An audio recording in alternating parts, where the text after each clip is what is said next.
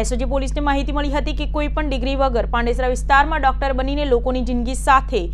બે bogus doctor ચેડા કરી રહ્યા છે। તે માહિતીના આધારે પોલીસે તપાસ કરી બંને ઊંટ વૈદોને રંગે હાથે ઝડપી પાડ્યા હતા। સુરત એસઓજી પોલીસને માહિતી મળી હતી કે પાંડેસરા વિસ્તારના ગોવાલક રોડ પરના રામનગરના પ્લોટ નંબર 63માં જગન્નાથ ક્લિનિક નામના દવાખાનામાં પ્રેક્ટિસ કરનારા હિમાંશુ શેખર ગૌરીશંકર પંડા પાસે કોઈ પણ જાતની ડોક્ટરની ડિગ્રી નથી, છતાં પણ તેઓ આમ જનતાની જિંદગી સાથે ચેડા કરીને ગેરકાયદેસર રીતે ઇન્જેક્શન બાટલા ચડાવવા તથા દવા આપી રહ્યા છે, જેથી પોલીસે ઘટના સ્થળે જઈ તપાસ કરતા તેની પાસે કોઈ જ પ્રકારની ડોક્ટરની ડિગ્રી નથી તેમજ આ પહેલ અઠવા વિસ્તારની એક હોસ્પિટલમાં કમ્પાઉન્ડર તરીકે નોકરી કરતો હતો, જેમાં વધુ શીખી જતા તે ઊંટ વૈદ બની જવા પામ્યો હતો, જેથી પોલીસે તેને ધરપકડ કરીને જ્યારે બીજો બોગસ ડોક્ટર પાંડેસરાના વડોદગામ ભગવતીનગર સોસાયટીમાં